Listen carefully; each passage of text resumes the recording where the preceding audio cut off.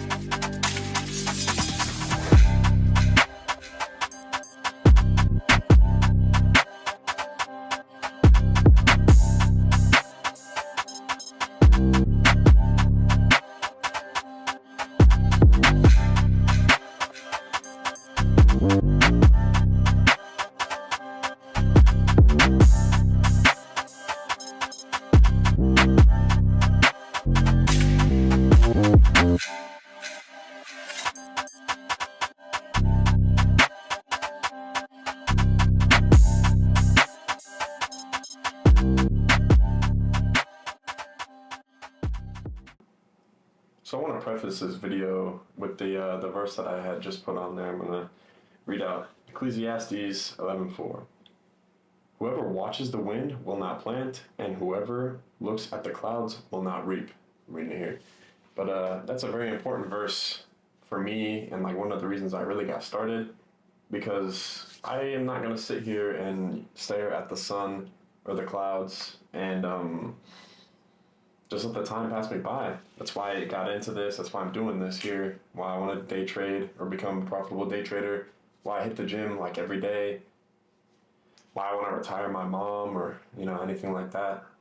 That's exactly why I'm doing this. But yeah, it was a good little gym session. I'm 6'2", 212 pounds right now. So it's pretty. I mean, for me, that's the most I've ever weighed. I don't think I'll grow any taller than 6'2", but. Yeah, so that was pretty good, but we're gonna. Oh, and these videos of me at the gym are not my whole workout. It's just like a set that I record during my workout that I think like looks good. So don't worry. I definitely work out more than that. But we're gonna go over my recent trades over the last week. It was we went up and then we went down. So I got to figure out what I'm doing right. We're also gonna journal together. Yeah, I'll show you all a little bit of journaling, but I'm thinking about making that a short instead because I think it has some potential to take off. So, yeah, let's get into it. Alrighty, here we are. My first trade on the 8th London session. Just looking at my 3 o'clock. Yeah, my 300 range right here. Mark that all up. But this was a losing trade here. So I'm looking here, I'm looking at the breakout right here. This is the breakout. I'm following this up and I'm like, okay, we touched the opening range. We have a little wick in the opening range here. So I was like, okay, well, I don't really want to enter on that. I kind of want to enter something that's in the range. So then we come right up here. I was like, oh, okay, here's my chance. Here's my chance because it's going to repeat. It didn't repeat. So we bought in. And we got immediately taken out by this wick right here, and it trended up. So this was just a bad. Well, I mean, it was a bad trade, yes, but this is the thing. You got to know what you're doing. So you have to. So I'm following my method, right? I could have, I guess, bought back into the opening range, but I was like, okay, I'm gonna sell here, And when you follow your range and you keep to your risk management, you're gonna become a profitable trader. Especially if you journal or log like I am. You see your mistakes, and sometimes it happens, but you stick to your plan. You know what I'm saying? You stick to your plan, and it will be fine. But yeah, after that, I was kind of upset. I felt pretty confident going into the trade, but yeah, after that, I was upset. I was like, oh damn, it didn't go down. So I just kind of watched it go up and down here, and just moving along and stuff. So it just kind of did its own thing all the way through here, and I didn't take any more trades. I was not really about it. So yeah, I mean it happens. That's why we learn. That's why we do this in practice. So here we're going to the next one. So here we are on the same day, the night or the 8th, my bad. And here's my range, 9:30, New York session. So what I'm looking at here is we had a little tiny little retest with wicks right here. Wasn't confident. Then we dumped off. Then here we come all the way back up, all the way back up. I guess I could have bought in right here, rode it into the opening range, but I wasn't feeling too comfortable with this, so I didn't. And then I was like, okay, we got a little resistance right here. Then we kind of dump off, and I thought I missed it, but doing this method, you get more than one chance to get in sometimes. So here's the second chances. But here we go. So I rode this down like pretty hard. So this was a good move right here. I took it at this resistance here, resistance level. I think I can show y'all where I got in. I got in right at this little arrow right there. You guys can see that. I took the sell, and then we rode all the way down. All the way down.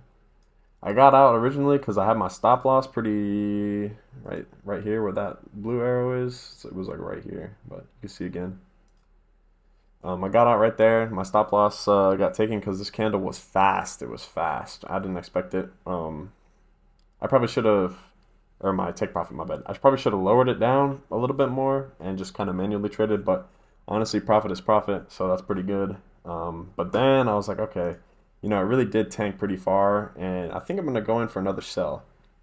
And I wrote that down. So I got in right here, and I took it all the way down. So let's press the arrows here. Yeah, not too far from where this candle was. Not too bad. We rode all the way down to about halfway through this candle right here. Like again, my take profit was there. And I cannot complain because my take profit was there and I took the profit, and it's a win. It is. I've only been doing this for about, I guess, maybe 3 weeks now, and since I work like a weird schedule, I don't get to see the markets every day, but on my off days, I get to look at all these, or I get to look at this kind of stuff. So this was a really, really big successful trade. However, when I was doing this live with my group, and one of the better guys, actually I would say the best guy, the guy who's teaching all of us, he spotted this move, and I was like, okay. He's like, he's gonna take it, and I was like, I do believe this move will hit. I mean, we're bouncing off the bottom of the opening range, and then we're kind of getting resistance towards the top, so I'm just gonna take the sell with him. And then he got out. Pretty sure he got out like closer down here, and then I took another one and got out halfway through this candle right about here. But overall, this was a really successful trade, and honestly, I would do it again. I would. I was feeling confident. I feel confident in a lot of my trades, but I also gotta reel in the emotions because I know it's not. People will emotionally trade, and I don't want to be. I don't want to do that. I'm a human. I'm not a robot. But the the closer I am to a robot, the better. I need to not be too worried, especially with this account. It's not real money, not at all. So this is just practice. So this is practice for me. So this was like today. I'm in like a earlier time zone, so I say today, but New York session. Or last night today. So here I'm looking at the opening range here. We're on the downtrend. I was looking for a trade back into the back into the opening range, and then to take one back down, but we were kind of chopping up here, and I ended up taking a buy, and let's see. I took a buy, and it was pretty bad entry, but it would have been fine if we went up. And then I took a set, or I didn't take a sell. I got wicked out because I was holding on to the trade for too long. Thought it was gonna go up, but it ended up just going down. It was just bad. I shouldn't play against the market. I should kind of go with the flow. I really need to like learn to go with the flow. I know I'm not I need to take trades that when the market's doing what I want it to do, you know? And I know that's kind of hard to say, but there's more often than not, there's going to be times where you're like, okay, really, this is, we're bouncing off this fair value gap, or this liquidity is not getting swept, it's getting respected. So we're gonna go on the downtrend, and that's when you take the trade. But I'm not trying to be the liquidity. I don't want to fight the market when it's kind of chopping up like it is here. I should have just known to step away, or like just take my hands off the mouse, like just get away from that trade. So yeah, that was kind of annoying. Later, I took a buy here, which I was waiting to ride back into the opening range because there was a ton of liquidity, but there was also maybe five fair value gaps or inverse fair value gaps between where I took the buy and the opening range. So I was kind of like, okay, this, it could break, could disrespect these, but lo and behold, we kind of got stuck here where there was a fair value gap. I got in and only made like a little bit of money, but it still wasn't that great. We didn't get taken out. I just closed the trade, but it happens. But gotta be smarter. Gotta stick to the plan. I should just master my opening range. What I'm doing right now. I just need to master it before I get into anything sort of complicated. Not saying that this is complicated, but I just gotta look for setups that are like that are more, I guess you could say, guaranteed, or just better for me. I need to go with the flow of the market. I just need to do better for me. I'm not an institution. I cannot cause a reversal. I need to see some clear trends, like a clear trend like here, it's just boink going all the way down. This is like the stuff I gotta ride, you know what I mean? But yeah, I don't know. It wasn't a great trade. How was I feeling during this trade? I was excited. Maybe I was like, maybe I see the reversal here. I have no real indicator of a reversal, but I was just figuring that maybe it could be one. There wasn't. So I gotta stick to what I know better. I shouldn't be going outside this range right now. I can identify what I need to identify, but when you're looking at the charts, you get excited, you want to trade, you want to get in there, but sometimes you just need to not at all. Sometimes it's just the day you need to look at the market, just look, and that's it. So for the recent documentation, I guess like the last video, this video on the trades that I've taken, I don't think I'm doing too bad, but obviously there's always improvement to be made. For only doing this for 3 weeks, mistakes are made, but at least it's not a like my money account, or a blowing funded accounts or whatever. I'm kind of just learning, chilling, and that's how it should be. But yeah, sheesh, what a day.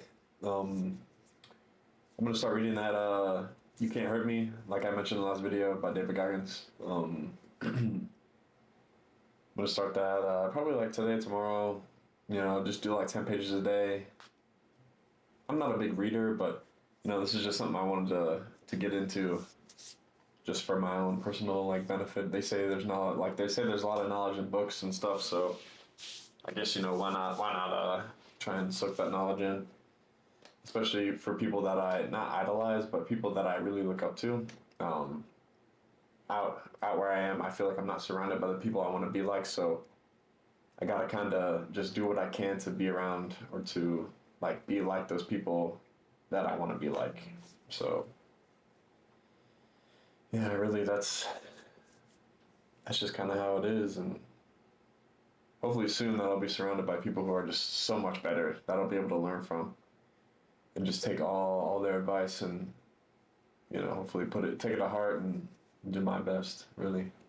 So I did decide that we're probably going to put all the journaling. I'm gonna make it kind of cool, a special process. I'm gonna do it on YouTube Shorts or like I guess TikTok, Instagram Reels or whatever. It's gonna be kind of cool. It's gonna be my first like kind of short form content. I think I should do. I don't have a lot of ideas for short form content. I kind of want to just. I don't know. I want to do like a few different things. Definitely the journaling of my trades. Um, Maybe some stuff to do with my motorcycle. I do have a motorcycle, by the way. CBR 500R. I'm a beginner, so I'm not going to be doing anything crazy on that, obviously, but you will see pictures probably on my Instagram, which I need to make a post for too. I guess the Reels is like the best place for me to start in this sense, so it'll kind of be cool to get the Reels going. Yeah, get the Reels going, get the short form content going, because that's really how you blow up on these apps, or how you blow up on social media in general, and that's like the point. I'm trying to get a following. I got big plans for when I have the following.